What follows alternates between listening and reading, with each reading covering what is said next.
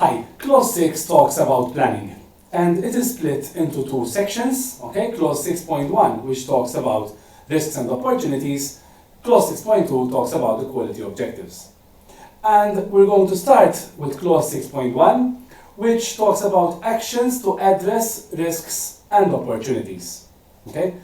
So in Clause 4.1, as discussed earlier in this course, you have identified internal and external factors that could have a negative or a positive impact on your organization. Okay? If they are negative, they might be risks. If they are positive, they might be opportunities. Okay?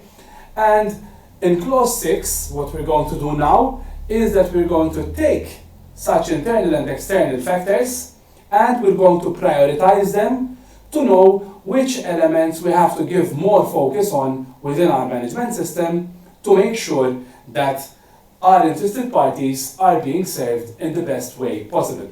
Okay? And to identify the risks or opportunities that will need our most attention, we will create the risk priority number. Okay? So the risk priority number is basically obtained by using an FMEA, a failure mode and effect analysis. If you have never used an FMEA, that is not a problem at all. I'm going to explain everything that you will need to know within this course, okay, within this lecture, on how to create an FMEA. So, what will you need to do to meet the requirement of the standard? As I have explained earlier, we're going to take the internal and external factors that we would have identified in Clause 4, and we're going to rephrase them in a way that makes them risks or opportunities. Okay? And we're also going to identify ways in which we can mitigate the risks and seize the opportunities. Okay? We will only do this for the most critical risks and opportunities. Okay? After that is done, we can also use the FMEA to redo the exercise of prioritizing our risks and opportunities after the relevant mitigation issues have been tackled for the relevant risks and actions to seize the opportunities have also been defined. So let me get into a bit of more detail about what an FMEA is, because I'm sure that you will be able to understand. So an FMEA is basically a tool that helps us to rank the priority of risks and opportunities. Okay? Various templates exist online for FMEAs, and I encourage you to use the most simple one that you can use. Typically, you can have information, for example, a reference number, okay? Whether it is a risk or an opportunity, the criteria that we're going to use to calculate the risk priority number, and that would be enough, okay? Literally.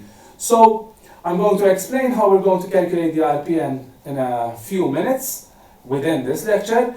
First of all, and once again, I want to emphasize the level of detail that you have to create this FMEA with, okay? So smaller organizations don't need to go into too much detail when explaining the FMEA because that would overcomplicate things.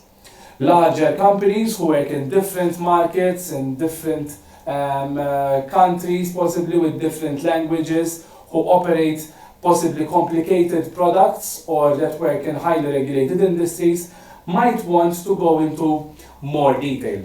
For example, the automotive industry has a specific FMEA template that is required by companies operating within the automotive industry. Given that your organization is not in the automotive industry, you can choose to work with an FMEA template that you think is best for your organization, and the template that is available on this website for risk management will meet the requirements set out by Clause 6.1 of the ISO 9001 standard.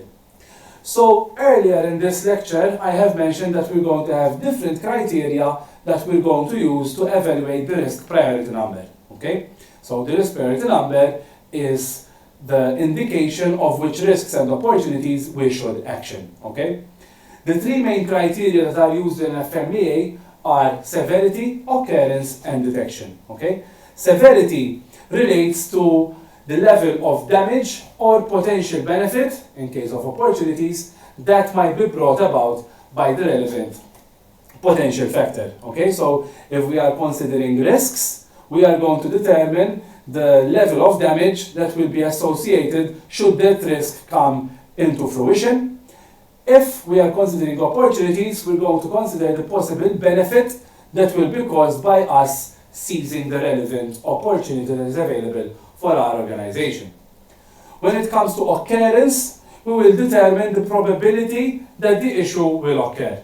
Okay? So the probability doesn't need to be an actual number for probability. It can be that it happens very often, it rarely happens, etc., etc. Later in this lecture, I'm going to show you a table that will basically indicate the ratings that you can give for each of these three criteria. Another element is detection, okay? So the probability that the issue will not be detected. And this is important because if there is a big problem, okay, and we do not have any warning or trigger to show us that problem, that will make that problem much bigger, okay? But if there is a big problem and we are given a big red screaming light indicating that there is a problem, then we are bound to notice that problem earlier without having too many negative consequences happening before taking the appropriate action that we need to take to make sure that we stop the problem right in its tracks. And FMEAs are normally used for risk management, okay? To simplify, it is suggested that you use the same system to prioritize opportunities, okay? So the standard doesn't really tell you that you have to prioritize or to take specific action on opportunities. However, given that we are creating a system for continual improvement, it is ideal that we continuously find areas where we can improve as an organization. And given that all organizations have limited resources to action improvements, it is wise to prioritize your opportunities in a subjective, okay, in a way that is not based on anyone's opinion rather, but that you are using a systematic way to identify the most important opportunities for your organization, okay? And it is important that you keep the needs and expectations of interested parties in mind when defining risks and opportunities, okay? So, and this has already been mentioned earlier in clause 4 when we were talking about interested parties. So, this is the table that I've mentioned earlier. So, for example, if we start with severity, okay, if something is extremely hazardous and it occurs without warning, we're going to give it a rating of a 10. If the severity is low, for example, then in that case there will be a rating of 5. Now, who will determine whether something has a severity of low or very low, for example? That is relatively subjective, okay? And what you can do to make sure that you identify the right number is that you can have different people who are all involved within the relevant risk and opportunity to give the rankings by themselves, okay? And then the ratings can be compared with different people in one meeting to make sure that there is a sort of calibration, to make sure that there is an understanding and agreement to the actual rating that should be given to each risk and opportunity. The same has to happen for occurrence, okay? So if it is nearly certain that the possible risk or opportunity will happen, that is going to get a rating of 10. If it is very remote that the situation were to happen, then it's going to get a much lower rating. In this case, for example, it will be a rating of 2. Detection, as I mentioned earlier, the harder it is for us to notice that a problem is going to occur, the higher the rating will be. So if it is very obvious, if we are almost certain that we will notice that an issue is going to occur, then we're going to give a rating of 5, as in of 1, excuse me. If there is an absolute uncertainty of whether this can happen, we're going to give a rating of 10. So let me just give you an example about 2 different types of FMEAs, both relating to a car, okay, operating a car, And both have one thing that is extremely different from one another, which is basically the detection, okay? So let's dive into this specific example. Let's say that we are identifying the risk of having a car and the brakes don't work, okay? So the severity will of course be 10, okay? The rating will be 10. It will be devastating to be in a car with no functioning brakes. Occurrence, what is the probability of the brakes developing a fault, causing a complete malfunction, is low, okay? So here we're going to give a rating of 5. Detection, the likeliness of a driver noticing that the brakes aren't working is extremely low, okay? You would be driving, and if you press the brake button, the brake pedal, and nothing happens, that is typically way too late for you to notice that you have a problem. So in this case, we're going to see that there's going to be a very high RPN number, okay? Risk priority number.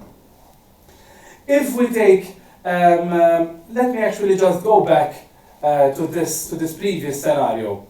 If we notice that this RPN is too high, then we might want to include some type of indication on the driver's dashboard to indicate that the brake isn't working properly. And that would make the detection of the driver that to notify him that the brakes aren't working properly, the detection would be more obvious, okay? So the rating would go down, okay? So if, for example, we have implemented a system on the dashboard that would notify that the brakes aren't functioning properly, then we can say that, for example, for detection, the detection rating will be high, and we're going to give a rating of 3. Therefore, for the detection, we will change the rating from 6 before the sensor or the information on the dashboard was installed to a rating of 3.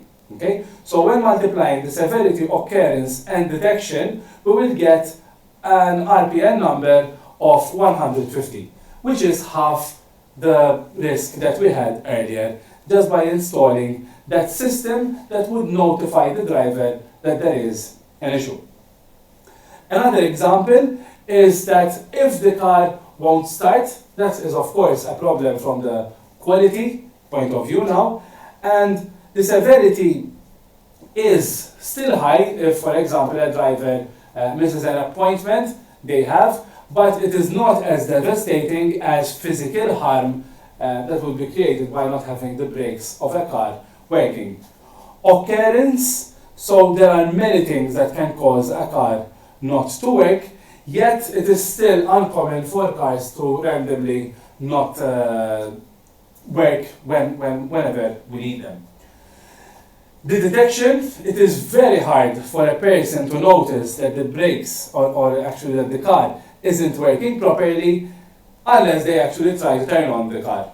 Okay? So once again, to calculate the RPN, we're going to multiply the severity, occurrence, and detection to get an RPN number. If we were to only have these two examples of the brakes don't work with an RPN of 300 and the car won't start with an RPN of 135, I would definitely suggest my client to focus on the risk with the highest RPN value. So what types of examples can we have when it comes to risks? Okay, so for example, we could consider financial risks, new competitors entering the market, opportunities from the government for funding, limited cash flow to operate the business might be another risk, and increased shipping expenses. Okay, so of course opportunities from the government for funding would be an opportunity. Other risks relating to employees might be that it is hard to find skilled employees, problematic internal communication, loss of employees to competitors through poaching, for example, and there can be an opportunity of training for employees, or, for example, to improve the culture within the organization. Okay? So if, for example, in the clause 4.1, we would have identified that a weakness within the organization is a high turnover rate of employees, okay, so we have a high level of people resigning from the organization, then we're going to see that as a risk, and we're going to try to find ways in which we can mitigate that risk, okay? More examples of risks can relate to client, for example, losing major clients, losing reputation with clients due to bad quality, ever-changing customer needs, do not manage to offer timely service due to excessive demand, and other risks that your organization might face. So, in a nutshell, when it comes to clause 6.1, what you're going to want to do is that first of all, you're going to take all the internal and external issues that you have identified in clause 4.1, and you're going to list them down in an FMEA that is available on this website, okay? You are then going to identify the severity, occurrence, and detection ratings for each of the risks and opportunities, okay? And you're going to take action, or you're going to identify the action that will be taken on the risks and opportunities that have the highest value, risk priority number, RPN. That is all I had for this lecture. If you have any questions, please feel free to get in touch. I would love to help you succeed. And once again, I want to point out that you don't need to overcomplicate the FMEA. If you work in an industry that doesn't have an FMEA specific to your industry, just like the automation and the automotive industry has, I suggest that you use the template on this website so that you can create a streamlined FMEA that meets all the requirements of the standard and that doesn't take too much time to get the benefit from this particular clause within the standard. Thank you so much.